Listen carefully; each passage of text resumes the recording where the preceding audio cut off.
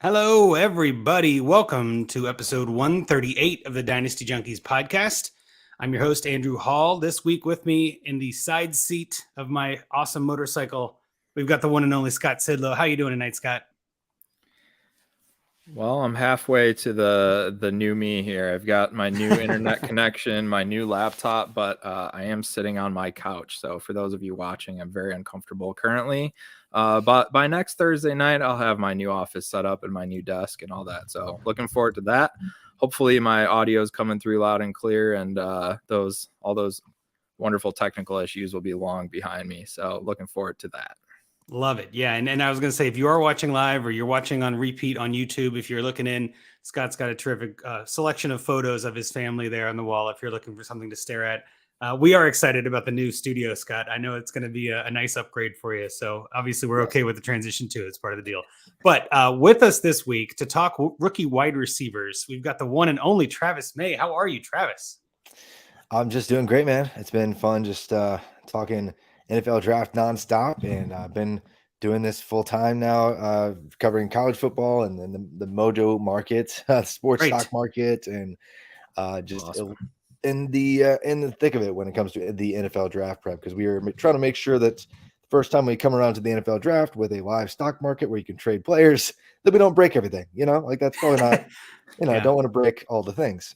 So there lots of work to be had, and I'm going to add a few hundred college football players to the market here soon. So lots of work, but No pressure. it's all fun stuff. So yeah. Awesome. No, I love what you guys are doing at Mojo. I can't wait for that to go wider and bigger and kind of get more out to more people. I mean, I know we've talked about it. We're in a DTC league together, of course, and it's come up a couple times where, and maybe you can clarify for listeners if they're not familiar, what is Mojo and kind of what is that you guys are doing over there that's so unique? I definitely want to give you a chance to talk about it. Sure. Yeah. Just to kind of basically break it down, you can trade players, bet on players like their stocks. And so it's based on objective stats, however they do in their respective league, because we don't just have football, like we added NBA and college basketball, and we're adding Major League Baseball. And there's objective stats tied to their production, and that produces their stock price. And so it can go up and down based on how they're performing and how that suggests they'll perform in the future, and how players, users actually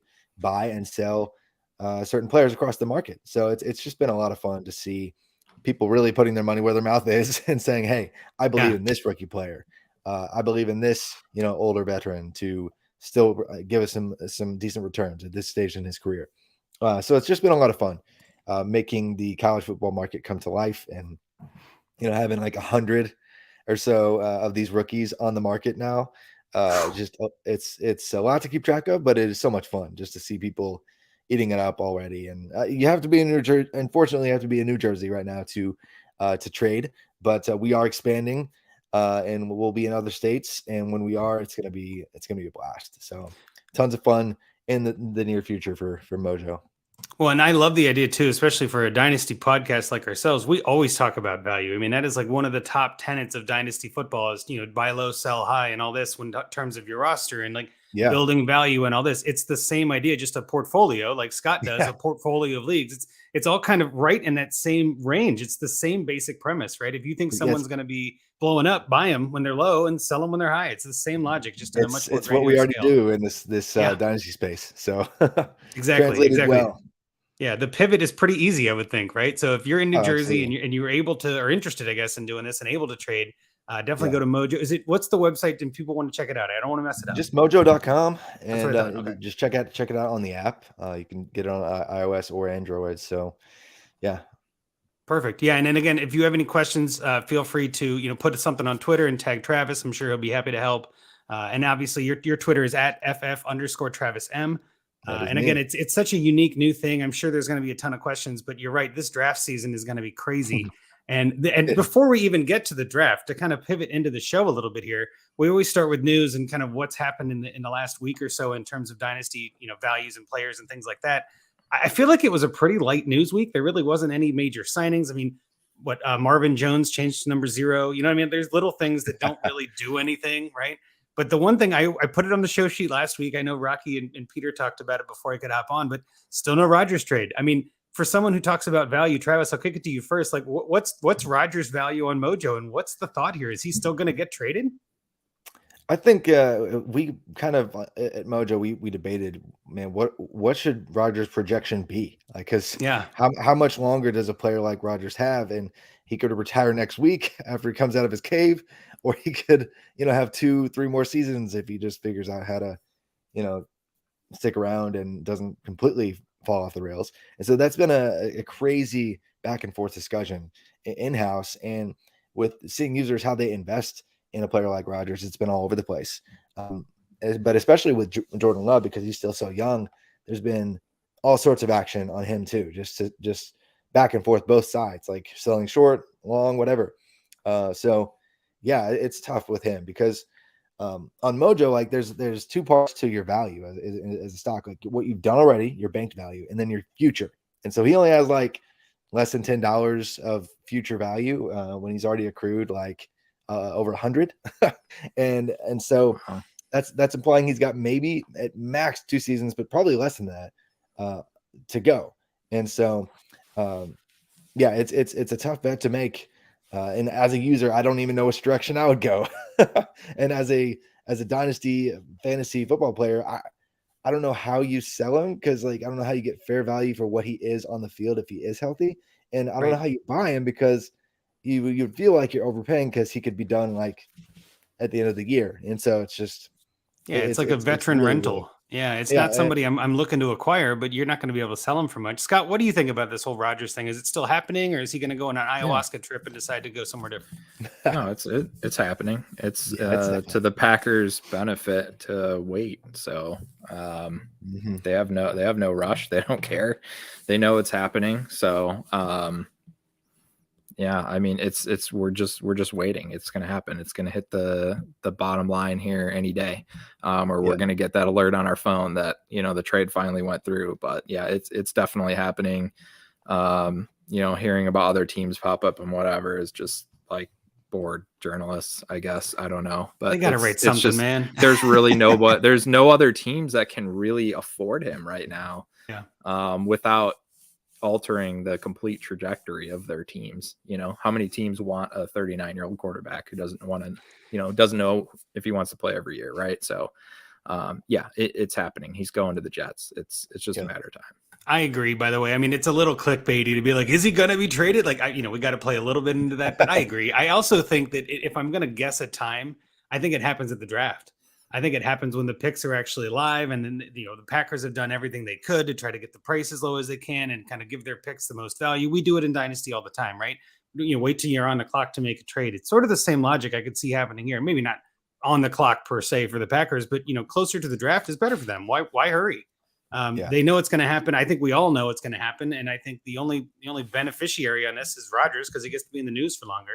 But again, it's just it's frustrating as a dynasty player to kind of not know exactly, because again, he's just such a wild card right now. Like there's just it could be he could never play again. He could play 3 more years. We don't know. The range of outcomes is crazy. So I just think we're going to be talking about Rodgers for the next few weeks. We don't need to go any further, but I just wanted to make sure we hit on that again here, because I didn't get to really talk about it. I know Scott didn't either last week, so I felt like it'd be good to cover. The next two that I put on the news, both also quarterbacks here, but both are kind of just what are we hearing? And that's Mac Jones and Lamar Jackson. There's been some talk about a potential, trade where Mac Jones gets traded and then Bill Belichick goes out and somehow acquires Lamar Jackson. I mean, Scott, I'll kick it back to you first, I guess, on this one.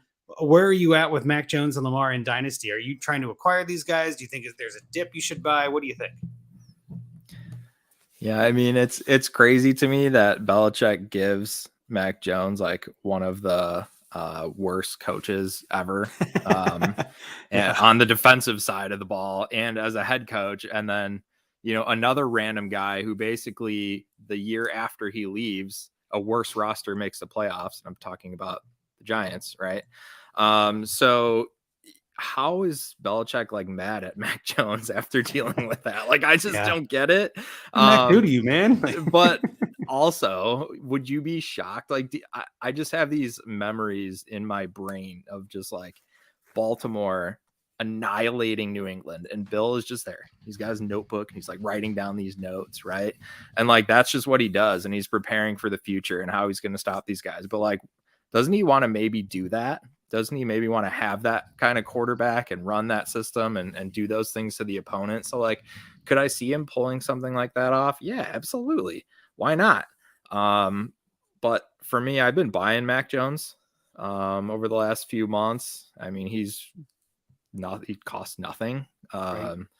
So why not? I mean, he's going to be probably a solid QB2. He's not going to be anything spectacular, but if he just needs to fill your QB2 spot, sure. I'll take it. And so if this news makes him even cheaper, I'll pick up a few more shares. I'm good with that too. Like him or Derek Carr, I'll take Mac for half the cost, all day. So yeah. I'm good with that. I'm with you. Travis, you on that same page with Mac, or are you kind of avoiding him? What do you think? I actually don't necessarily like even buying low on Mac necessarily. He coming in, I loved his upside as a passer, and the metrics that I use to analyze the passing, quarterbacks from a passing perspective, he was checked all the boxes, especially at his peak. He had back-to-back seasons like 95th percentile plus, and most meaningful metrics that I care about. The one season was kind of like a partial sample. Until Tua went down with injury. But the mobility was a major issue. He was right on the fringe of being, a liability in terms of like the modern fit, the modern game for quarterbacks. And so the game is leaving that archetype. And so I'm not necessarily interested in the upside or the lack thereof with Mac Jones, or even buying low, because I think I'd just rather target somebody else who has a little bit more to offer with their legs in the modern NFL. Like you just have to be able to at least generate something positive without injuring yourself, and to be meaningful for fantasy purposes and providing a safer floor at that position. So yeah, I'm just not really interested in that situation. I think they might go elsewhere completely. So yeah. Okay. Well, I mean, I think that Mac Jones is, I wouldn't say he's polarizing, right?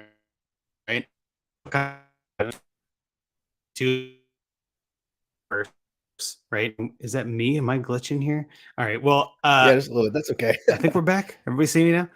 Yes, sir. Yeah. I don't know what happened there. My computer is it's on its own. It's on its own level tonight. We're not going to get into it. But before we leave this, I do want to just hit on a second for Lamar Jackson. I feel like Lamar Jackson is kind of, again, a nebulous position. I just maybe a quick answer. And Travis, I'll go back to you on this one. You were talking about Mac and not being a big fan. I mean, is there I guess, what's the % chance, if you had to put it on your gut, that Lamar doesn't play at all this year? Like, is there even a chance, or do you think it's 0% that he definitely plays? Just curious. No, he absolutely plays. Like he's not going to pull Le'Veon Bell and just like, I mean, that's a really quick way to get out of the league for good. It's a ballsy move. That's not going to do it. Sorry. I'm with you. But Scott, what do you think? Is there any chance that he sits out this year? Or do you think like Travis, that's just not thing? No, buy Lamar. I've been offering all my 103s, 104s, anything like that. If anybody's panicking, I'll take him. I'll take him off your hands. Kenny Pickett in the 102. Give me Lamar. Yeah, we'll talk about a trade for Lamar later in the show. A little foreshadowing there. I did make a Lamar move this week that I kind of got, again, polarizing in that regard. Lamar is definitely more interesting. I do think he plays, but I think it's like a 1% chance that he doesn't. And I only say that because we've seen other players do it. Like it never happened before. It was always a 0%, but we've actually seen it happen, and it made no sense then. I mean, hell, think stranger things have happened. You know what I mean? Like, I think there's still a 1% chance. Nah, it's not much. But again, I think it's hard to say anything with 100% certainty in this day and age in the NFL. So again, I'm not saying it's crazy, but if you can get a good price for Lamar, I don't mind. But also, if you can buy him for a good price, now's a good time to try that too. All right, so that pretty much covers our news. Again, pretty light this week. Not really here to focus on that anyway. The main thing, and obviously one of the main things I think of anytime I think of rookies, I always think, well, Travis May knows rookies. Let me go see what his feed's like, and let's see what he's looking at. We were talking about it before the show. Travis, you're someone that I've been listening to for quite some time, and all the different podcasts that you've done. Obviously love a lot of your content. So does Scott. But we're talking about receivers tonight, and we're not going to get terribly deep, but we want to talk about the top 12 receivers in Dynasty. As of right now, the March ADP is still the latest on DLF, so that's kind of what we'll use. This is the Superflex rookie ADP according to, I think it was 5 mocks. I can double check that. No, it was 10. Perfect. 10 mocks for rookies. Yeah, good sample. Right, so this is a pretty good sample size. Yeah, pretty good sample size. And if we're just looking at receivers, because again, obviously you got Bijan 101, right? Everybody knows that. But I'm going to list the top 12 receivers, and then we'll talk about tiers and everything like we did before. But wide receiver 1, still Jackson Smith-Njigba at 5 overall, which I think makes total sense given the way the top's laying out. Then you've got Jordan Addison at 8, Quentin Flowers at 9, Zay Flowers at 11, Josh Downs at 12. So those guys are all in that, like, top 12 first round kind of pick range in my book, right? That's not too bad to me. From there, we've got wide receiver 6, Jalen Hyatt, Marvin Mims, Kayshon Boutte, and I want to say Boutte. I think it's Boutte. Yeah, Boutte. And then number 9, wide receiver 9, Rashee Rice, wide receiver 10, Cedric Tillman, wide receiver 11, Tank Dell, and then number 12, rounding out the top 12, is Xavier Hutchinson. So obviously, this isn't all of the receivers. There are some other players below that, but I guess maybe where we start, Travis, is do you think this is a good representation of the 12? Do you feel like there's anybody missing? And then what do you think in general about this class? Let's start there. Sure. Yeah, I think this is at the very top, the top 6 or 7 has become pretty chalky in terms of, JSN and Jordan Addison, Quentin Johnston, Zay Flowers. Those guys seem to be the pretty safe or safer first round real NFL draft capital projections. Josh Downs and Jalen Hyatt are kind of in the fringe. Probably, maybe they go in the 40s or something like that. Marvin Mims has been gaining some steam, especially among fantasy circles. But he's probably a late round 2 when it's all said and done. So the first 7 seem pretty chalky. Boutte would be higher if he didn't have some really strange off-field stuff, and if he hadn't had the 2 ankle surgeries and then just looked like a shell of himself last year, because he was really promising when he first came into college, and just something happened. I don't know what happened to him, but he's not looked the same for a while. But beyond that, I mean, it's not too far off. I think on Mojo, Trey Palmer is actually up in this mix from Nebraska. And part of it is, stemming back to the Senior Bowl. He did enough to warrant some interest. And then he, of course, was the fastest wide receiver at the NFL Combine. And that's going to turn some heads, right? But it feels like normally we get a little bit more buzz around the fastest wide receiver at the Combine, but that hasn't really been the case with Palmer in fantasy football circles. But on Mojo, it has, where people are actually trying to say, hey, look, I'm going to go with the fastest guy at the Combine and assume he's at least going to get day 2 capital.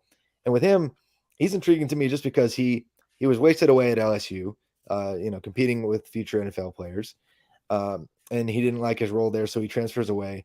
And in year 1, right away in his new home, takes up 40% of the offense for Nebraska. And even though teams know what he's going to do and he's going to win downfield, they can't stop him.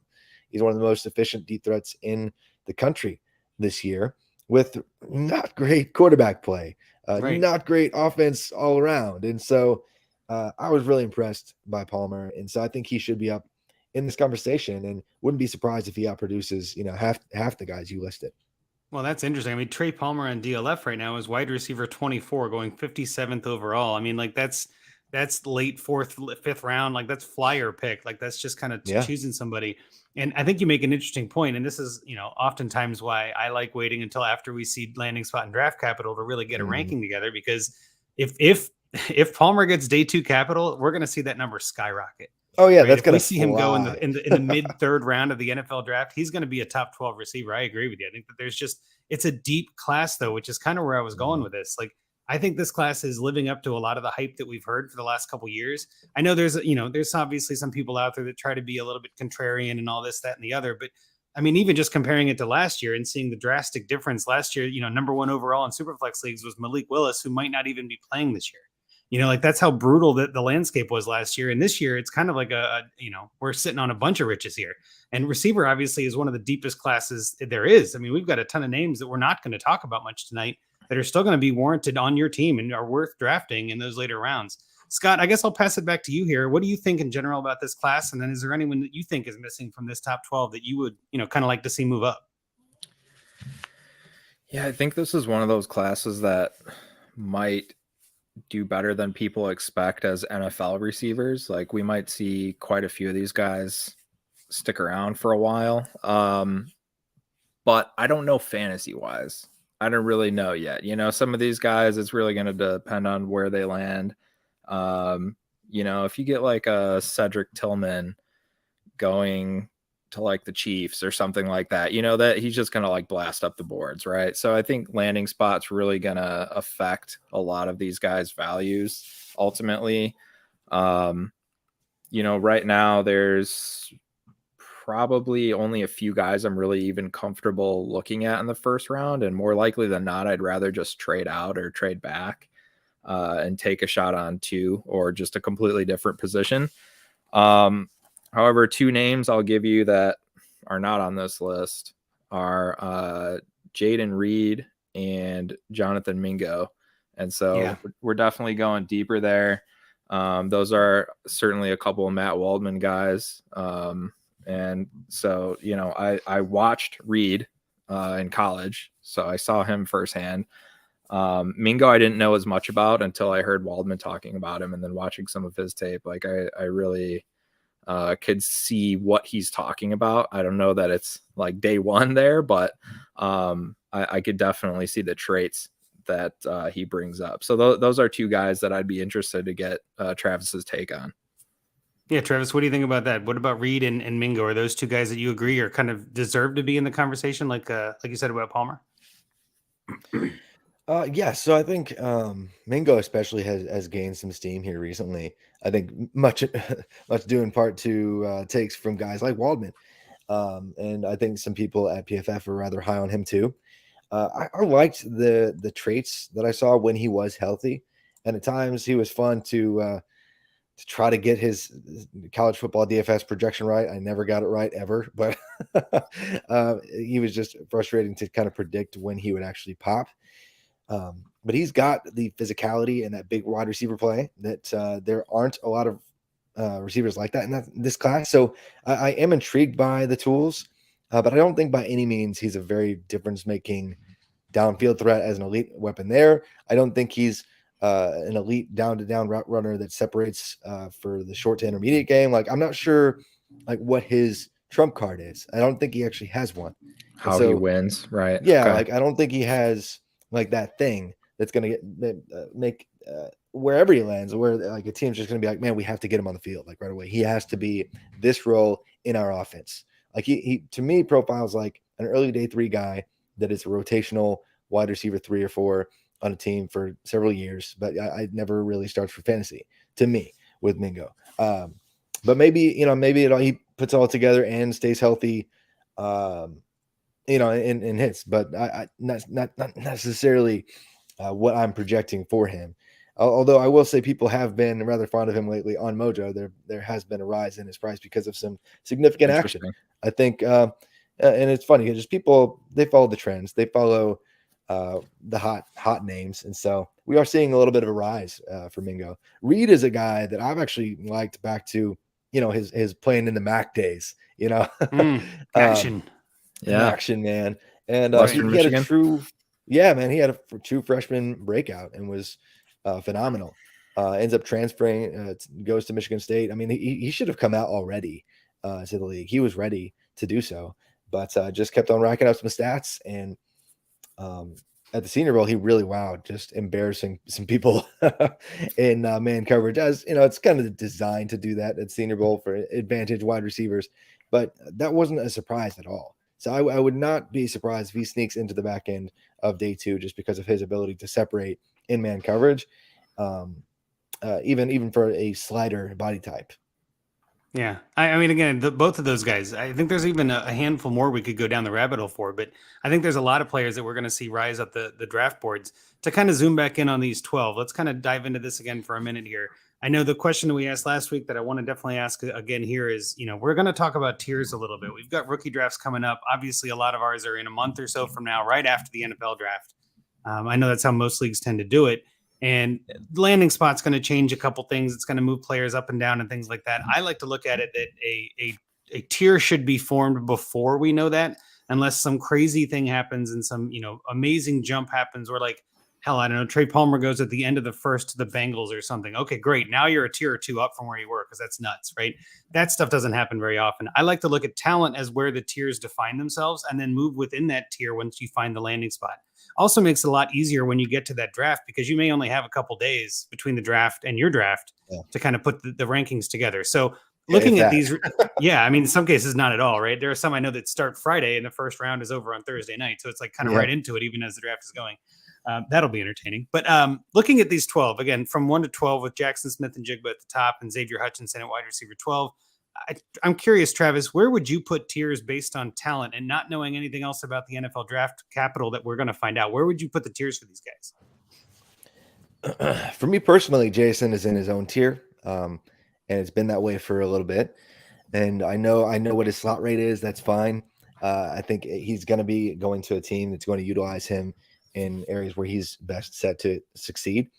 Sure. Ohio State, sure, he had a fantastic surrounding cast that took some attention away from him, and a lot of college offenses are actually kind of funneling a bunch of targets to their best wide receiver, and they're moving them into the slot, and it's becoming a trend. That's fine, but JSN was extremely productive. Caught 15 balls in more than one game in the same season, while sharing targets with 2 future first rounders. One of those games they were already gone, but still, JSN, he could have sat out this entire past year, and he would have been my wide receiver 1 in this class. Jordan Addison is close, but I think it's still kind of a tier down for me. And then there's a big group that I think you could say is Jordan Addison, Quentin Johnston, Zay Flowers, Josh Downs, and even Marvin Mims up there. And maybe if I want to look past the obvious schematic deficiencies and just translation problems that Jalen Hyatt might have, he might be in that group. But there's a big bunch that I think you could say probably deserve to go in between like pick 20 and pick 45-ish in the real draft. And that's kind of how I feel about that whole bunch after that. Sure. And then there's a huge group, I think, that comes after that. And normally I have more hard and fast tiers, and I want to get a little bit more nitpicky and say that you could draw a line in between like Addison, Quentin Johnston, and Flowers. But I think that's probably overdoing it because the landing spot's probably going to dictate things more with that tier 2.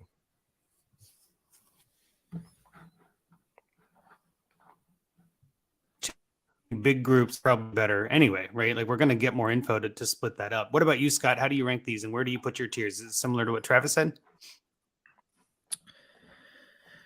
Yeah, it's really kind of one big tier for me right now.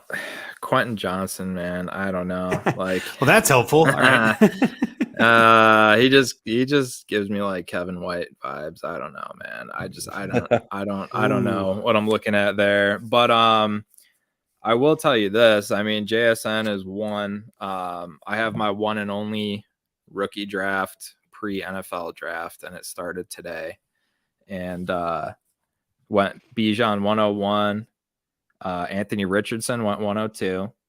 Then it went Bryce Young, CJ Stroud, and Jahmyr Gibbs. Okay, wow. So those are the top 5. And so I'm here at 106, fielding trade offers right now as we're recording this. But I think I like JSN enough here to go ahead and pull the trigger at the 106 and add him to my team. Last year, I did the same thing with Garrett Wilson. Even though he wasn't my wide receiver 1, I felt like he was the safest pre-draft. And so I took Wilson. So that's kind of the same analogy I would make here. It's just I feel like JSN is not only has the upside, but he's also very safe. Like I think whatever system he goes to, we know he's going to be a high draft pick. He's going to go to a good system, or actually, even if he doesn't, like he's just a good talent. He could probably play outside too. So yeah, he's the clear number 1 for me. And then after that, I mean, I don't know. I don't think I'll be drafting a lot of receivers this year, honestly. Really? Okay. I just don't. I don't think so. There's a lot of running backs I'd rather throw darts on. I'll always take quarterbacks and tight ends because most of my leagues are quarterback tight end premium. So wide receiver, there's a few guys that basically whoever falls. Right. Whoever's the last guy I can get. So if, Mingo and Jaden Reed start climbing up the boards and it pushes one of these other guys down, sure, I'll take a shot on one of those guys if they last into the 3rd round. But like, there's nobody that is jumping out at me that's like, yeah, this guy. Like Zay Flowers, I think, is maybe one of the most talented guys. but I'm not willing to separate him necessarily. He's pretty small. I mean, I don't know. Yeah, we've seen Devontae Smith do it, but like, okay, that's one example. Like, Right. you know, like that's not enough track record for me. Like, I'm just gonna play the odds with it. So yeah, so I mean, I'm really gonna dig into the RSB from Matt Waldman, and I'm gonna lean on Travis May, and I'm gonna lean on you know, Zach Reed and all these guys and figure that out. And we'll take some shots later. But honestly, I would bet if I knew my statistics on how many of each position I've drafted in each one of my 40 plus rookie drafts over the last few years, I would guarantee you this will be the lowest wide receiver year ever. Interesting. Even though it's one of the deepest, you see like there are just people that are going to be reaching for them before you're willing to do that, and you're willing to take the values as they come. I don't blame you. I mean, again, I'm not disagreeing with you there. I think that's also, again, to kind of bring it back, that's why tiering these kind of guys is really important too, because you can say, hey, they're all on the same tier. And if you're sitting there at 301 and Kayshon Boutte is still there, you're like, well, he's still part of that tier. I don't know. I'll take a flyer on him, right? I mean, it's kind of where it can become helpful. I have a similar ranking, I think, to where you have, Travis. So there's a clear break between Jackson Smith and Jigba and Jordan Addison. I think that's, I mean, I don't think anybody has anybody else at number one right now. I don't think this is the, you know, N'Keal Harry or DK Metcalf kind of conversation. I don't know of anybody that has anybody but JSN at number one. So I think that's a clear tier. And like you said, Scott, that's the safest bet. I don't think you're going to be upset when you make that pick. The next tier is, for me, is similar to what you said too, Travis. It's the Addison, Johnston, Flowers, Downs. All of those guys are kind of in that same tier, easily can move up and around in that message and in that mess, kind of depending on landing spot. I do have a separate tier though with Hyatt, Mims, and I think Hyatt, Mims, and Rice and Tillman are kind of all in that tier. Boutte, I'm just not entirely wowed by. I'm kind of willing to put him in that tier, but there are some things that I've heard and some things that I've seen that just don't wow me about him. And not that I need to be wowed with my second round wide receiver, you know what I mean? Like my second round rookie pick, but I just want someone with upside, and I'm not 100% sold on his upside. And then after that, there's a big group. So, but what do you think about, what do you think about Boutte there, Mason? It seemed like you had an opinion. Yeah, absolutely. I mean, when he came in, he produced really impressively early on, missed some time, was on a ridiculous pace. What was it, 2 years ago? Was on pace for like, you know, to account for over like 40% of the offense, his yards per team pass attempt, yards per run, everything was looking great. He went down. And then he just never looked the same. But if we get back to that kind of player, we're talking about a special kind of upside. Like he was for a long time considered a first round projection.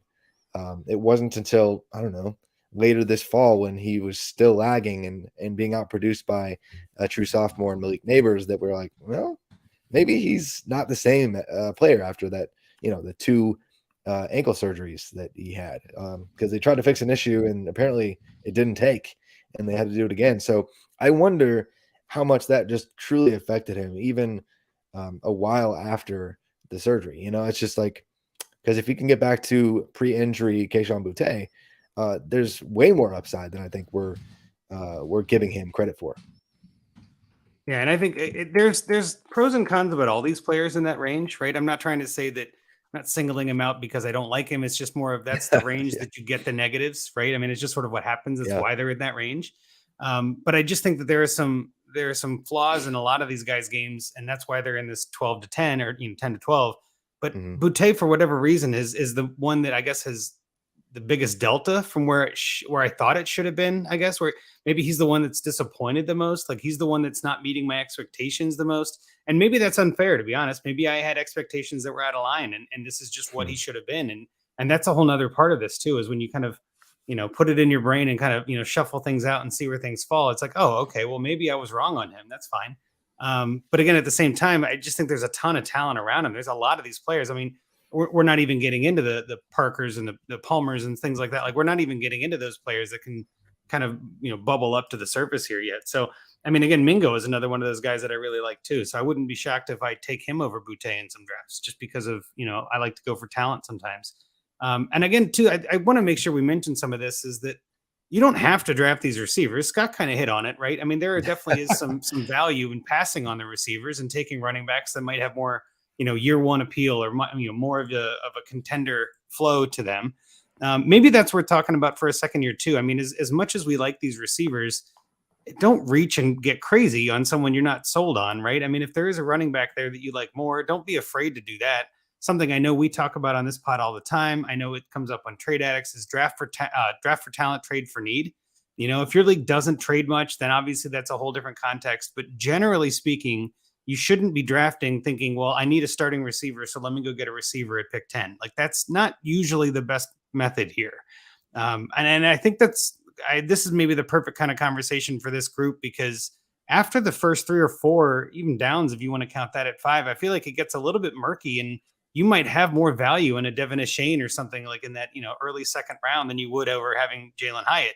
He's got a ton of high ceiling and everybody's explosive and all this speed and all this, but he might not fit the offense he's going to, or might not get utilized, or hell, I don't want to say it, but like could get injured or something. I mean, some of those fast guys pull a hammy in spring training, and it's, we're looking at Treylon Burks all over again, right? I mean, there are some different things that can struggle there. Yeah, and you mentioned, hey, I mean, and Hyatt specifically, he doesn't seem super interested in adding weight. That there's been a lot of buzz about him perhaps not even really trying to get stronger or bigger, and that might be another issue at hand too. So there's just, yeah, you're right though. There's just a lot of players in the wide receiver, even like, I don't know, 6 or 7 plus range that we just have way more questions on. Although I do think that's why I have like Marvin Mims at 6 actually ahead of Hyatt, because I just don't really have questions with him. So yeah. Mims is an interesting one. Yeah, Mims is an interesting one. I think the landing spot for him and Dell and other things like that. I've seen some mock drafts that have the Bengals taken over some of those players, and I'm just like, man, that would be nuts to see Mims on the Bengals or Dell on the Bengals. Like, that would just be crazy, because like their fantasy value would be very low, I think, right? Like, they're going to a high-powered offense, but they may not get a lot of opportunity. And in receiver, that is kind of key. You need to be on the field to score points. So I don't know. It makes me kind of nervous. I guess, Scott, I'll pass it to you for a minute here. What else do you want to talk about with this class? I'll be right back. Yep. Well, Travis, I want to pick your brain. I mean, this, for me, wide receiver is the position that I know best because I played it. So I understand it from that aspect. And yet I don't feel great about this class. So it's a little bit weird for me. Normally I have like a few guys that I'm like, yep, I will die on this hill because I get it and I'm going with this guy. I don't necessarily have any of those guys. I just feel like there's so many like best ball options. I'm in a handful of best ball dynasty leagues, and I'm like, yeah, hey, let me get a couple Downs and a couple Hyatts and a couple Flowers and a couple Mims, like I'll probably just diversify a little bit. But I guess I want you to tell me, like, are there a few guys in each tier? Are there, are there 2 guys? Are there 5 guys? I mean, are there different guys depending on the different leagues you're in? Or is it just straight up talent? Like, hey, here's my 2 guys or my 3 guys in this class. And, just from your standpoint of your experience of knowing this position and breaking these guys down for so many years. Yeah, and both sides. Sorry, both sides. So like anybody you like, and then anybody you don't like. You have a couple on each side. Really want to get to both things here so we can hit both sides. For sure. And I think we were really excited about this class for a long time, and it didn't necessarily live up to all the expectations that we had.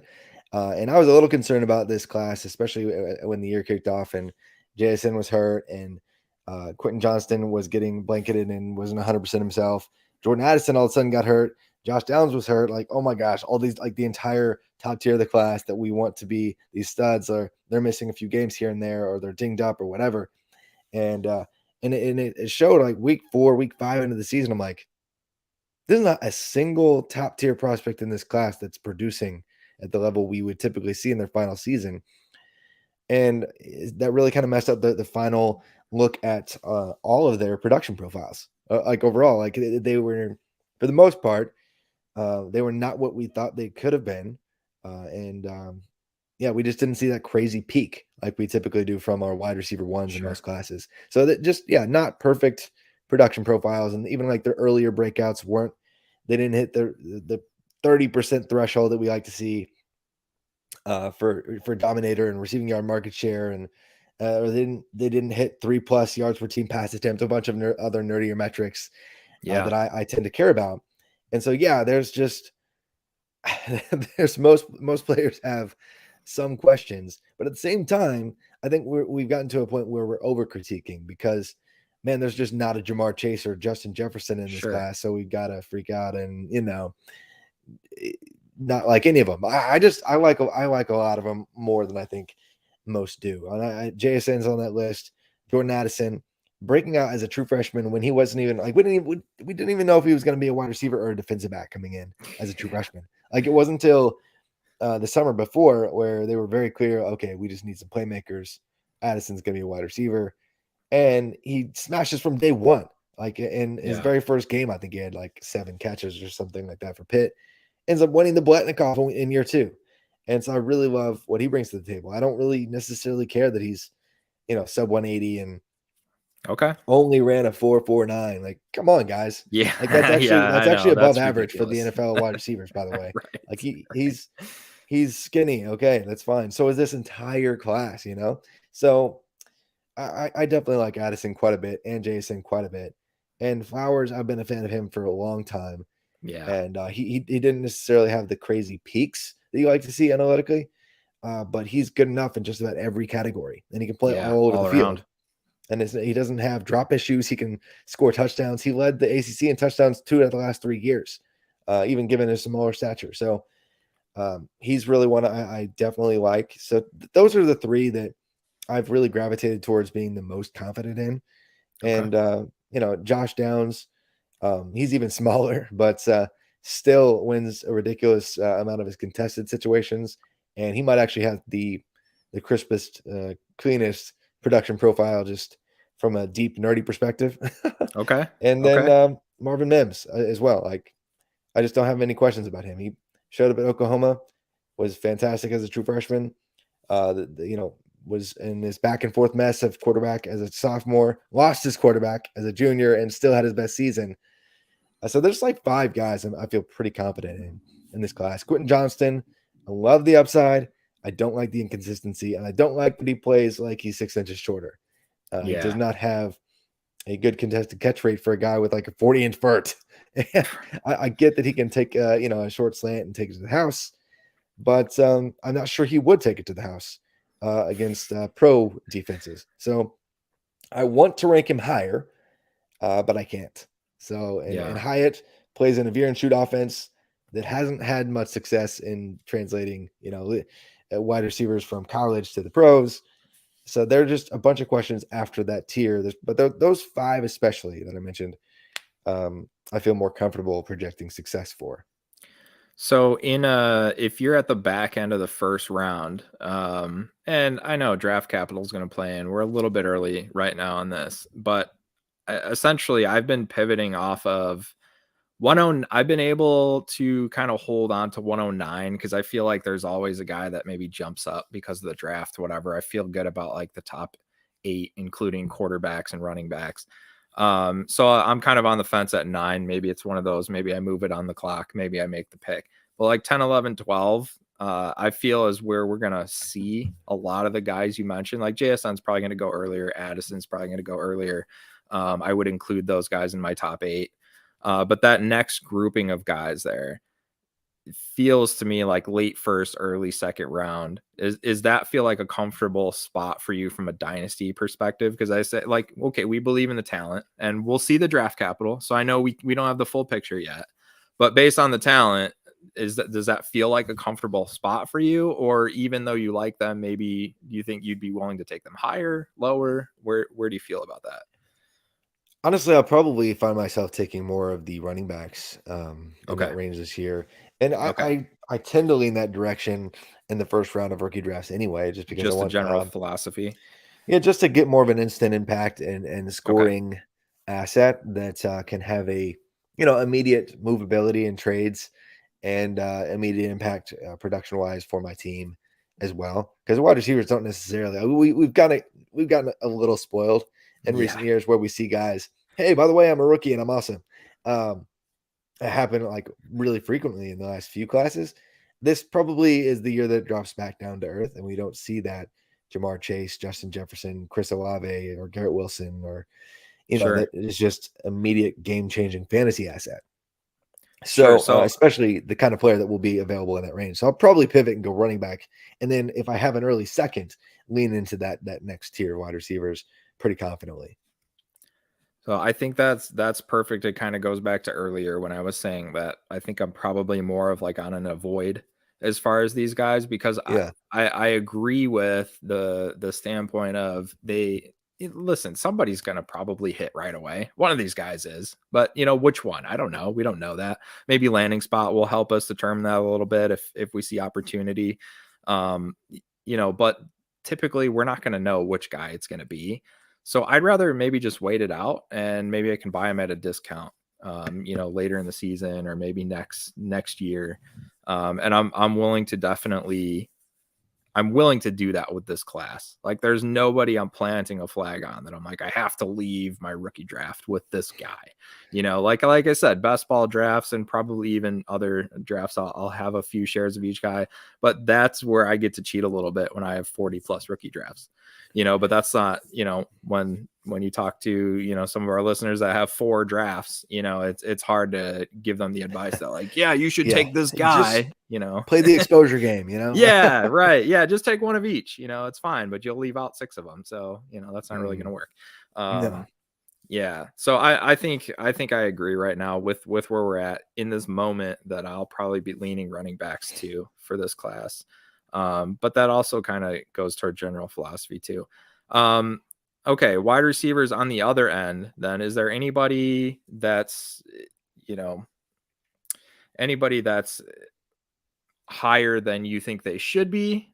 Or I don't want to word it as like, oh, you hate this guy, right? Because that's not where we're going. But like maybe you just think they're a little bit too high in mainstream I think media. I've kind of hinted at it a little bit with the Quentin Johnston thing.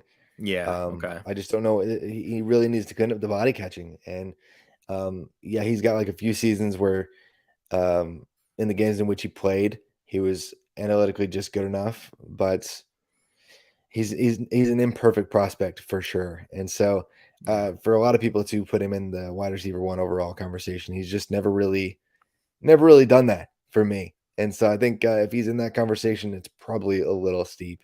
And then there's real gripes to be had with Jalen Hyatt and the fact that he is very slight. He's never really played against press coverage, and that can be a legit knock, or it can be a non-legit knock. But when I say almost never, like I mean almost never, like at all. And the scheme and the role that he was utilized in, just like it does not work. He's going to be playing a different position than what he was playing in college. Right. And I wouldn't say that critique holds for his quarterback as much. And Hendon Hooker, there's a lot more to process. But within Jalen Hyatt's specific role in that offense, that role does not exist in the pros. Right. It can't. And so, and I don't want to get into the nitty gritty of that, but like he was shifted into stacks to basically give him free releases, and he's running option routes and 2-way goes. It's not the same. And so there are more questions to be had with Hyatt than I think a lot of people are not necessarily addressing, even among the top tier draft picks. They're like, I don't care. I love the traits, but like we have to care about more than traits in 2023. So those two probably we should have more questions on: Quentin Johnston and Jalen Hyatt. Yeah, and real quick, I'll tag back in. Thank you so much, Scott, for asking some terrific questions. I was listening in for a lot of that. But Quentin Johnston is one of those guys too. I think you said it perfectly. He plays like he's 6 inches shorter. You're exactly right. Like as big as he is, I don't get that impression. It's really odd. Like for someone that has those numbers, those metrics, those measurables. Yeah. And then to watch him on the field, I don't feel like he's impressing anybody. Like I don't feel like he's dominating the field. It's really odd, but again, like you said it perfectly before too, like this is a smaller class, a lot lighter, a lot leaner. And Quentin Johnston's kind of the only real beefy dude in this top 12 that I feel like kind of stands out in that, metrics kind of world. But I mean, sometimes that's all you need is just to be a bigger guy that can catch the ball, and an offense will feed you and funnel you the ball. Like it depends on the offense, right? So Cedric Tillman. Yeah, well, yeah, that's another perfect example. Yeah, he's a little bigger. And so again, it's just there's a lot of variety in this class. And that's what makes me kind of excited about it, is that there's no wrong way to do it. And we're going to learn a lot from the NFL draft. which is going to be exciting as always. Scott, was there anything else you wanted to So, cover before we move on? I just wanted to follow up with what we were talking about with Hyatt because Yes, you know Tillman's on the same team, right? Same offense. So yeah, Yeah. right, same offense there. So obviously different style receiver, but do you have the same concerns about him because of the offense? What's Or did wild they- is they didn't people use aren't him in asking that that way. same question Right? about Yeah. Tillman. Like they see, because his role in that offense is different. He's a different Right. archetype, and he's required to do different things. It is a little bit more complex in Hyatt, but it's still not the same kind of offense Not the of same. any kind that he will be running. I like Tillman's ball skills, but he did take till year like 4.5 to break out. Right. And when he did, it was fantastic against top tier competition. But it was like in contested situations and big bodied contested catch guys. You were great in the early 2010s and early 2000s. That's not where the NFL is now. That's Bryant. Yeah. So Oh, yeah. there are way more questions with Tillman as well. And people are like, well, why is Hyatt so high? So Tillman should be higher. But like, same offense, bro. Like, Exactly. Let's Perfect. just Yeah. address the elephant in the room there. Yeah. No, I agree. And again, is there anything else, I guess, on this list that you wanted to go over? I think we've done a pretty good job of this. I know you guys covered it a little bit better than I even could have, but I guess, Travis, was there anything else you wanted to do or to say, I guess, before we wrap this up and move on? Guys, I'm like rooting for. Like, you guys have any guys like wide receivers that even are on this list? You're just like, man, I really hope this guy just he would just be so much fun if he was successful. Like Charlie Jones. Oh my gosh, And I went to Tank Purdue. Boiler up. Tank man. Dell is my Yeah. See, I Raheem love Jarrett. Yeah. man.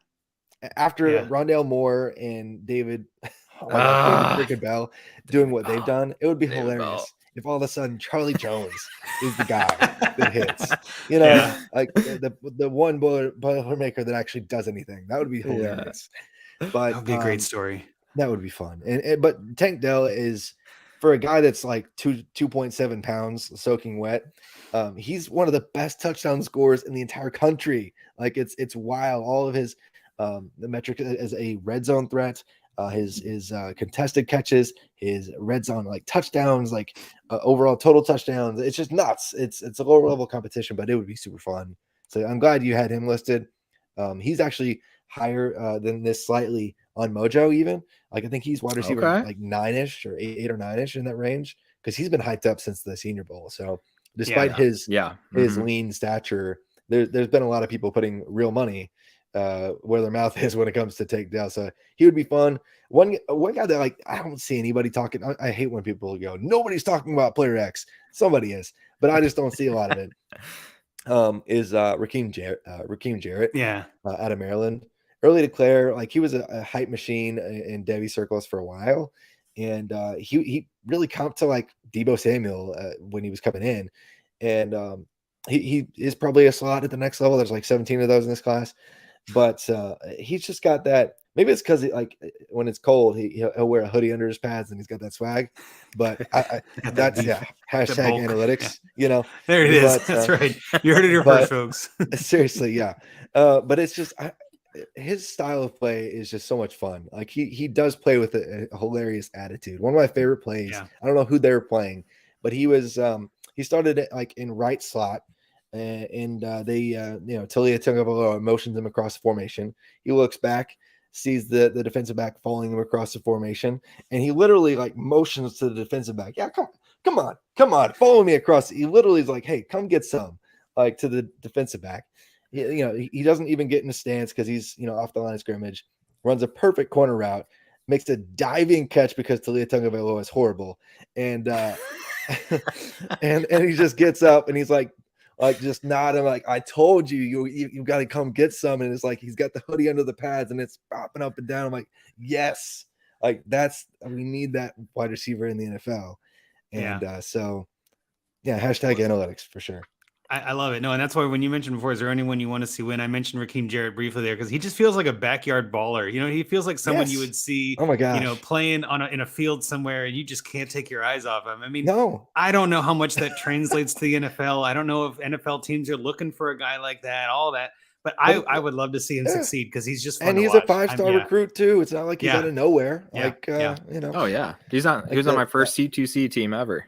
Yeah, there you go. Highest rated wide receiver out of Maryland, by the way, since Stephon Diggs. So yes. Well, I was even going to say, like, it's because he's Yeah. on Maryland. I think he's not getting a lot of that attention, really. And I wouldn't go so far as to say that DJ this Moore, second Maryland Tagovailoa too. is Hey. not great. Well, I know. I'm just saying, like, You know. Hey, new he Chicago doesn't get Bear, that, huh? Yeah, doesn't get hey. that same kind of love. That's all I'm Just saying. to connect some meaningless dots that don't actually mean anything, Don't mean anything. Yeah, it's Perfect. fine. Helmet Hashtag scouting. analytics. That's what we're doing here. This is Helmets, that's right. man. Helmets. Maryland jersey. That is an ugly helmet, by the way. Oh my gosh. That is Oh, a yeah. weird Anyway. one. Yes. We can Quite a move on. train That's wreck. fine. We could do a whole podcast on that. But I think with that, we'll move on from our receiver talk. I do Yeah. appreciate your insights, of course, Travis. That was terrific. Before we get to our Find Me a Trade, I want to do a couple of listener league updates just because I feel like that's one of the reasons we have these is to talk about them. Not a lot of moves in DJ1 this week. It's kind of, gone a little stale and quiet, which is fine. A lot of us are in that league that are in other leagues, and it's okay to go quiet on some. DJ2 is the one I was kind of referencing before, where I made a trade. I sent Lamar Jackson for the 101, the 201, Darnell Mooney, and Tyler Algier. I posted this in a bunch of different places and just kind of got some thoughts on it. I got some people that were saying, it's definitely the Lamar side. That's cheap to pay. I got others saying, well, that's not a bad price for Bijan and 101, 201, Darnell, and Tyler Algier. I feel like that's a pretty fair price. Scott, I wanted your opinion on it. I really didn't hear much from you in the chats, but I guess is that a fair price for Lamar, or do you think that's a steal to get him for that price? I mean, I thought you traded for Lamar. So No. I Nope. wasn't paying attention clearly. Those NFL emails are tricky, man. Yeah, I know. They really are. They really are. But yeah, I mean, I liked both sides on that one. So it turns out okay. That I wasn't roasting you. But no, actually, I mean, I definitely think that's a fair return. What it's going to come down to then is what you do with that 101. Like, will you do the right thing, or will you draft Bijan? So we'll see. We'll see what you do there. And again, not that it matters terribly, but I think I also have the 104 in that league, right? So my thought is with the 104, I can replace Lamar. So like my thinking is I'm not going to get a running back with the 104. I don't mind going, and I don't really have a receiver or running back at all much right now. So it's like I think I have Pollard or Eckler, one of those two in that league. It's like I kind of feel like maybe that'd be a good way to refresh the running back while also getting a receiver and getting a quarterback. So context is always key. Yeah, that's a good return for him considering everything right now. We get to the 101, someone sends me a haul for it. I don't think that's happening for Lamar Jackson. Even if he signs, even if he trades, I feel like his value is kind of where it's going to be. Whereas that 101 is still going to rise as we find landing spots, unless Bijan gets drafted by the Patriots, and then we're all screwed at this point. I'm just going to draft a quarterback again. But Travis, what do you think about that? Would you rather have the 101, 201, Mooney and Algier, or Lamar? Which side of that dynasty trade are you on? Man, it's tough because Lamar is Lamar. He's like a former MVP, and he's so much fun, and he's probably going to be good for several more years. Mm-hmm. But you can get, especially knowing that you had the 1.04, that gives you a quarterback that is going to be a starter this year, and Bijan. So that's pretty fantastic, knowing that that's coming, and you get the 2.01. So you either get like a second tier running back, or you get one of those, like one of the better landing spots for tier 2 wide receivers at 2.01, and you get Darnell Mooney, and so he's done enough to be a boom bust kind of flex play, I guess, for you. And then if Algier doesn't get drafted over, you have another flex play. So yeah, that's a lot going. I mean, I don't necessarily like the player pieces as much there because I am worried that Algier ggets drafted over, but the 1.01 is tough to trade for. Like, I feel like you have to sell the entire farm to get the 1.01. So if you can do that for just one player, fantastic. Yeah, I mean, this is a 14-team league, and this is actually the one that I was co-teaming or co-managing with Bobby Koch. Shout out to Bobby. And I checked with him before I made the trade, and he hated it. And I was like, perfect, I'm doing it. That was kind of, because again, that was the reason that we were paired up, is so that we wouldn't make those kind of trades. But he's no longer managing, so I can do what I want. But I did check with him because I thought it'd be funny. And even in the group meet chat, he was like, I can't believe you made that trade. I'm like, I love pissing you off, Bobby. This is terrific. I just for a sidebar in a sense, I like the 201. I agree with you. I think there's a lot of value there because one of those first round guys is going to fall. But I traded the 201 immediately after getting it. And I was curious of your thoughts on this one. So I traded the 201, the 304, and the 411 for Dalvin Cook and Gardner Minshew. Now, the thought process there was the guy was offering Dalvin Cook pretty much. And I was like, well, I think Dalvin still might have a home. And like the 201, I just got it. Like, what do I care? And like the third and fourth, I don't really care about. And I got a Gardner as like a backup flyer. He might start the season depending on who they get. So my thought was like, is Dalvin going to play for Minnesota? I mean, is that a bad trade? I guess just looking at it, 201 for Dalvin Cook. Which would you have there? I'd much rather have the producing running back and Well, kind of more we known hope quantity. he produces. Yeah. And yeah. I do think he's going to. Like we still, I mean, it's and it's not going to be long term, I guess. I mean, when we look at the number of, I guess the percentage of overall total yards that have just come from the 2017 class since they've come into the league, it's wild. That includes Dalvin Cook, that includes, McCaffrey and Mixon and Fournette. Like there's a billion of these guys that came in like at the same time. Or in between like 17 and 18, there's like almost 30 running backs that are still in the league from 2017 and 2018, those two classes. And they're still producing. Like they were some of the, like the oldest guys in the league, I guess, old, like 26, 27-year-olds now. Right. But they're still producing. And I think they still can for at least a couple more years. So I like going for Dalvin there. And I think with the way my team is pivoting with this offseason and kind of going for Bijan a little bit more, like I feel like I should pivot toward a contender and not be as much in the future. And I'm like, well, Dalvin's maybe going to help me win more than 201 will. So, I mean, again, no fault to any of the listeners. If you're listening to this, I'm not trying to roast you or anything like that. I think both of these trades are pretty fair. I don't think either one of them was a fleecing. But again, it's one of those things about, I like listener leagues like this where we can get the people involved because it kind of puts our money where our mouth is, right? We say things on this podcast and our listeners get to hold our feet to the fire and be like, well, you said, and I'm like, oh, damn, you're right. So I kind of like that. So again, a couple of trades in DJ2, which is always fun. More than that even too, but we won't get into those. And then DJ3, we just started. The startup was a couple of weeks ago. I think we started that. And that's been entertaining. And I want to make sure we talk about that. We didn't really talk about it much last week, but this is the one that all three of us are hosting or managing together. And the logic is we're not going to necessarily be forced to talk to each other about decisions. It's kind of first come, first serve. So if there's a trade that shows up in the inbox and I like it, I'm taking it. And if there's a trade that shows up and Scott hates it, he can reject it. First come, first serve, right? So it's going to be kind of chaos. And so far with the draft, I feel like that's been the case. Rocky made a trade that both Scott and I were like, why are we trading? Like, what's happening here? And they were like, who are you planning on taking? And Rocky's like, oh, I didn't have anyone in mind. I was just going for the value. Like, oh, come on. Like, but that's what I love about this. It's chaos. But with strategy. No strategy. But with that, we are on the clock, Scott. And I don't think Rocky's going to make this pick. I think it's up to us. I am tempted to go with Taysom Hill at tight end. No. And we're late. This is the 20th round. Who do you want then instead? No. I'm willing to talk anyone else. Ronald Jones? No, what? Robert Woods. Actually, these if you pick Ronald Jones just to piss off Rocky, I know. I thought about it just to upset because I know Rocky does not want Ronald Jones. That would actually be worth it. Chase Edmonds was another pick. Paris Campbell. Like this is where we are in the draft. We're at a bleak spot. It's not Travis. Anyone of those like I could you find like Paris Campbell? I mean, I guess so. In round 20, I know, right? It's hard to really like anyone in round 20. Yeah, pick 14,000. Anybody's looking good. So and it's a 14-teamer, so it's even like more shredded and down to the studs down there. Yeah, we got Darius Slayton, Logan Thomas, Boston Scott, Laviska Shenault, like studs. Yeah, Ernest Johnson. Yeah, I'll let you make that pick, Scott. I'll let you make that pick. But we have some. Obviously, have some of the listeners in our chat. I love this. Recovered Ridley Truther. Now that Ridley's back, he likes that strategy. 3 men in a baby style. That's exactly what it feels like. Puff or a puff pass kick. Chaos is definitely the theme. Yeah, we are living on the edge, and it's kind of exciting. And this is just the startup, so we're in for a fun year, I'm sure, because all three of us have different styles and different thoughts on players. So yeah, I like to say in the chat too, like if you have a trade, send it. One of us might take it. You never know. Like we're not necessarily running it by each other. So.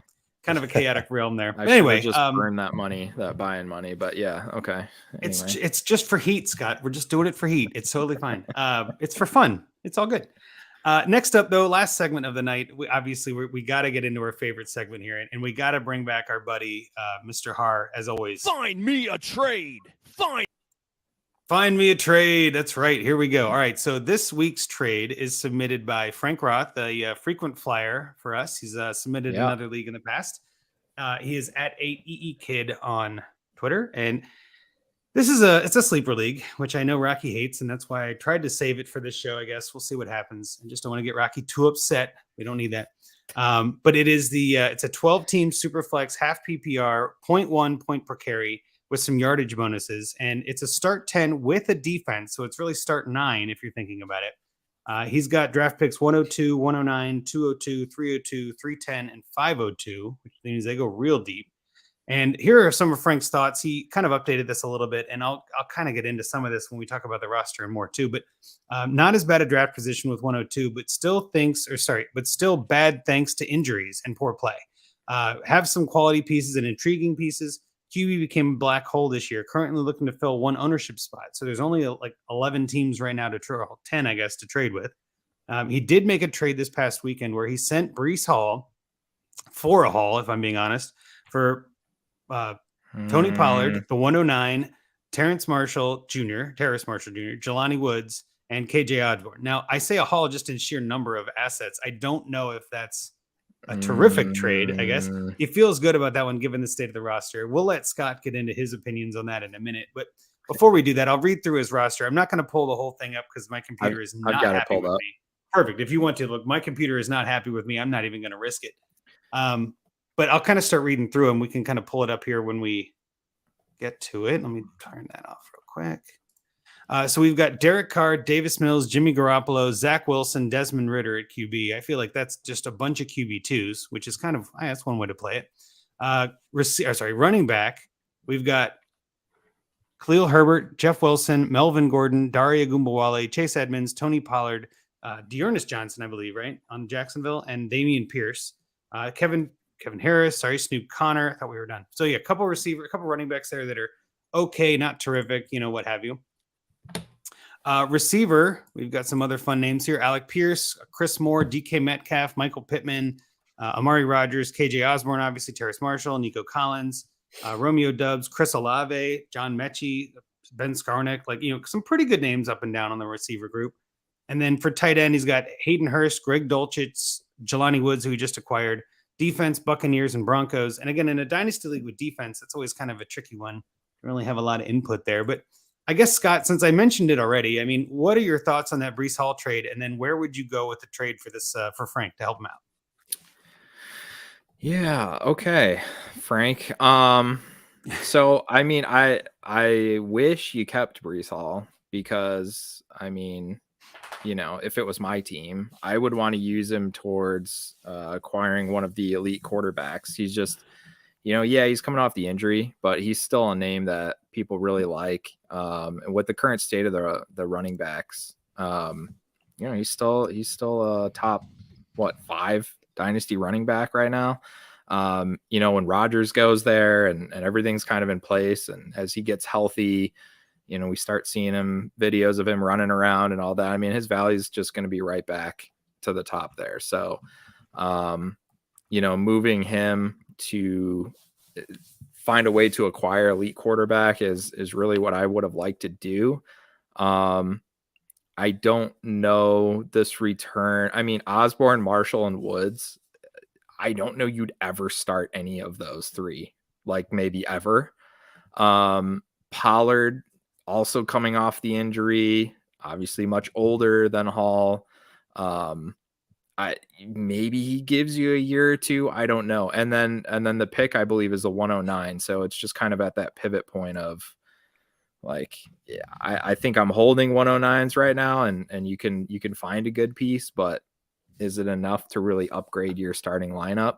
I'm not sure that it's really a difference maker. So I would have rather you use Breece in that way, but it's done. It's over. So the next thing you do is you make another trade and we try to, let's go rectify some things. So that's the way to do it. So basically what I'm looking at here is you have Carr and Jimmy G, who are essentially redundant. They're both QB2s, at best. Basically, they don't really have the upside of giving you a QB1 season. So I'd like to package one of those guys. I'd prefer to trade Carr if I can, because I think he has a little more value right now, and I think they'll both give you kind of the same production this season. So having that 102 you can obviously use that to take a quarterback. But if I can package Carr in the 102 to the team, T Young for go after Lamar Jackson, right? We talked about it a lot tonight. He's a guy that you might be able to get right now. If I can package those two and get Lamar, and I would imagine that there'd be a counter there if he was interested. You might have to add a piece. Fine. Add in any of those pieces you just got in that package of that trade, or, whatever you need to throw into essentially to get that deal done. But adding an elite player like that is really going to change your lineup and give you a positional advantage, at least at that one spot. So that's the direction that I would go. If you're not able to package the 102 and Carr or Jimmy G, if somebody prefers Jimmy G, then maybe try to move back to 103 or 104, see if you can pick up another piece, another pick, another starter, anything else you can do. And then you'd still take a quarterback with that pick. Yeah, I don't mind that at all. And that's very similar to my trade, which I'll just kind of put in right now and we can piggyback on the conversation. Mine was the 102, the 202 and Carr to Benny Boy 44 for Joe Burrow. Same logic, right? Like using this 102 as a potential another quarterback with Derek Carr, who is a fine QB2, but not a great QB1. And then adding the 202. I feel like if you can get either Lamar or Burrow, I think you're probably in a better spot. And with the starting 9, kind of hitting on that again, I want the best assets I can in those 9 spots. I mean, you only have 9 starters. You don't need a ton of depth, in my opinion, in a league like that. I mean, again, not counting the defense. I would like to have more, heavy hitters in that lineup as opposed to, starting 12 where you need to have depth and have some actual, bottom end points too. But I guess just because they're so similar, I'll kick it to you, Travis. What do you think about those trades? Is that something you think you would do? Is it something you would accept as the Burrow or Lamar manager? What do you think? Yeah, that's when I was initially looking at the rosters, I was without even looking at your 2 trades initially. I was like, man, I think I'd do something with the quarterbacks there. Yeah. So I was like, I don't want to do the same thing that they're doing. So I checked and I was like, oh, okay, they had the same kind of idea. But then I thought, instead of messing with the quarterbacks now, because their values are a little bit depressed at this time of year because we haven't seen them in their new situation. And really, like when quarterbacks are currently producing, people are like, man, I need that. I need production right now, in season. And so I think, you might be able to sell a Jimmy G when the Raiders don't actually take a quarterback. Because odds are shifting and it's not looking like they're going to. And so when they don't take a quarterback, and Derek Carr is obviously the starter this year, and it's like, oh, wow, I actually have 2 starters that I can trust. And he has the 1.02, so he can take a young quarterback and then comfortably get rid of either one, whoever is doing best at the time, I guess. Yep. Yeah, great once the point. season starts rolling. So right now, I would use that trade with all those other pieces to kind of cascade some value gain. We could say whatever we want about the value in that trade that he got, but let's look at Tony Pollard for a second, because right now, pre-rookie draft, Tony Pollard is like running back 11 or 12, according to most rankings and calculators and things like that. But the truth is he's on a franchise tag 1-year deal, and he's 26 coming off an injury, and he's been a non-feature back type role, well, for his entire career, dating back to Memphis. He was like, the 3rd guy at times there. And then he kind of worked into the 1A this year for a second, but he's going to be 26 in like a couple weeks. And I would rather go with somebody that I trust more, but there's a bunch of guys who are aging out. So what if I turn Tony Pollard for a mid-first, which is what calculators are saying you can do, which is what a lot of people are taking because, hey, Zeke's gone, and the perception is he's going to be the guy. And if there's any kind of guy that owns any of the picks in between, 5 or 6, maybe 6 to 8 range, I would try to acquire one pick in that range. And you're looking at, maybe the running back 2 overall in this class, and resetting the clock at your running back 1 or 2 production position with Pollard. Or, depending on how the draft falls, you get another quarterback, or depending on how the draft falls, you get another stud wide receiver. He has a lot of good wide receivers, by the way, but his running backs are just not in position to win now anyway. So why not just punt a little bit and move the sexy guy right now, which is Pollard, for potentially a younger, running back 2 or 3 in the class. with a rookie pick. That's what I would try to do with the Pollard assets, given what just happened, and then afterwards try to shift and do something with Jimmy G or Carr as the season progresses. I like that. Yeah, and I mean that's kind of the logic we're all going with here. I think that Pollard is maybe a little overrated. I actually have an article coming out for Fantasy Pros where I call him a dynasty sell right now, pretty much for the same exact reasons you just listed. I think that a lot of people are overhyping him. I wouldn't be shocked to see the Dallas Cowboys take a guy in the draft, I don't know if it's going to be a Gibbs or a Bijan or something like that, but I wouldn't be shocked if they get a Charbonnet or an Shane or one of those guys to help kind of, alleviate the load from Pollard. I do think that there could still be some trades. We were talking about Dalvin Cook earlier. Like there could be a way that Dalvin Cook finds his way to the Cowboys and, Zeke plays for the Bengals and all these other crazy things that are coming up. We don't know. Right. So that chaos leads to some potential market moving. And I don't mind at all moving Pollard. I actually had another trade in mind that was going to be like Pollard in the 109 for the 103 or something like that. Like try to move up or try to get the 101 and do something like that. Yeah. And I couldn't quite anything that really kind of find anything that made sense with those other managers. But that was kind of where my head was going too, is I think Pollard's a pretty good option, not only because you just got him and you don't have any attachment, but at the same time, it's not my team. I didn't trade for Pollard, so I don't mind sending him. Whereas Frank might be like, I really like Pollard. That's why I got him. Like, okay, then don't trade him. So I always kind of hesitate doing that, especially with him just making that trade. But Scott, what do you think about that as like a Pollard move? I know that you're not necessarily a huge fan of the trade, but would you move Pollard like that? Yeah, definitely. I mean, that's kind of the whole thing here, right? Is like you said, cascading trades. Let's keep moving those guys for value. Let's pick those things up. And I think the overall strategy makes more sense too. Like we're saying, hey, let's move Carr, let's move Jimmy G, but they're not at their highest value right now. So that, obviously Travis is smarter than us. That's why he's on the show. And so that's exactly a great point. And if you take one of those young guys, and also to mention that he has Desmond Ridder too. And so that's a guy that if you can find one other manager in your league that says, oh, 102 and Ridder, I get kind of two young guys, two shots at it, that could work too. So if you can move Ridder right now, I would go that route as well. And you still have your two starters and still works. What out. About this? I was thinking, I was trying to find this trade earlier and it just clicked because you mentioned Ridder. Like what about 109 Pollard and Ridder for Herbert? Right? Like what if you do something like that where you're giving the guy a first round pick and Tony Pollard and Desmond Ridder? 102 Pollard and Ridder. Well, yeah. I'm saying I would start with the 109 and then pivot to the 102. But I'm saying that it's again, I like to not lowball, but start on my favor because you never know. I've also encountered a bunch of people in trades. Maybe you've encountered different responses. I actually have a lot of people on leagues where I have Ridder that are trying to come after him and really kind of want him, which fine, but that means they value him, right? Like, okay, well then maybe there is some value out there. And I mean, again, in a calculator, he is worth about the same as a 109, which blows my mind. Because I think a lot of people would say Ridder is not worth that, right? If you're, which would you rather have, Scott, the 109 or Desmond Ridder? I think almost everybody would say the 109, but calculators do factor in some other values and actual trades and all these things. The public out there is kind of saying maybe it's worth that. So that's why I like to use calculators, because I would never think that trade would work. But if a calculator calls it close, who am I to differ? Like, okay, well, let's send that and see what they take, right? I'd be fine to pivot to the 102 Pollard and Ridder to get Herbert. I mean, in a heartbeat. But why send that if the public thinks differently, right? That's kind of where I use it to check my biases in a way.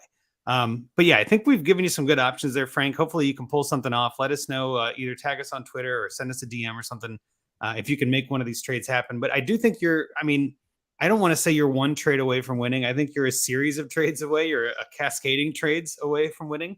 But I do think you're probably in a better position than, finishing, I don't know, second worst and getting the 102. I don't think you're in that position as long as you don't have a ton of injuries. I don't mind just spreading things around, and you've got some good rookie picks that obviously are going to have some value. So we'll see what happens. But I do think you're in a good Andrew, spot. But did you see the comment, by the way? Low ball got the zingers tonight, it's man. It's me, Pupes. Andrew Lowhall. That's what I'll just go by. Low ball I know we got into it with Bosch, and like he is obviously Bosch is. I'm sure you're familiar with Bosch, man. I mean, we're all familiar with Bosch. No, Travis has never heard of him. Never heard of him. Right. I definitely don't co-own fantasy teams with him. No, that's right. That's right. So Bosch and I kind of got into it because he's more of the send your best and final. And I'm more like, I kind of like the negotiating. I like the back and forth. And Bosch and I are just like, we're just not simpatico in that, right? That was a great episode, by the way. I loved it. I've actually listened to it back a couple of times because I just love hearing the argument. But I think that's again, there's no wrong way, there's no right way, right? I'm not trying to say you need to do it my way. I think that's where the difference comes in on a lot of this. And what we're giving you here, Frank, are our ideas. That none of us is saying you have to do this, or like we're somehow the arbiter of truth on what is correct. Nobody knows that. Right. Like we're just here doing our best as junkies in the same kind of dynasty landscape, doing what we would do and just be junkies and trade. Like that's the whole point of this. So appreciate you going through that exercise with us, Travis. I know you're a junkie in your own right and have now found a full-time position within the football community. I guess it's kind of fantasy related. But before we disconnect, tell people a little more about where you are again and where they can find you on the mean Twitter streets. The mean Twitter streets. You can find me at FF_Travis M. Still doing the College to Canton podcast with Stefan. You can find us on our own feed and as well as RotoViz Radio still. And then, of course, Mojo, at Mojo on Twitter. Super hard to find. MOJO. But yeah, or actually, I think so. Yeah, I keep on like second. Yeah, it's funny. Yeah, that is what it is. It sounds so simple. It's like, how in the world? I know. But no, seriously. It's been fun just putting together a stock market where you can really bet on and trade players like the real stocks. It's incredible. And yeah, like I said, we're actually after the NFL draft. My goal is to add like 300 or more college football players to the market. Awesome. On top of what we already have. And so really we'll get the full spectrum of all the best players in the country who are more than likely going to be drafted in the next few years. And we'll be getting some top freshmen on there. So like even like Arch Manning will be on there here soon. So if you want to trade the least successful Manning son, you can do that here soon on the platform. But it's just been cool. I mean, exactly. Although Manning's not going to be. No, not Manning, but yes. Yeah. Right. But yeah, there are some and so that's what's, it's just been fun to get some feedback from some real people that just are incredibly passionate about it, that you can tell they're all like fantasy junkies like us already too. So it's just perfect to get that opportunity and just feel blessed and thankful to have this 8-year side hustle thing turn into a full-time gig. So thankful to Mojo, thankful to Pat Carrain for the recommendation.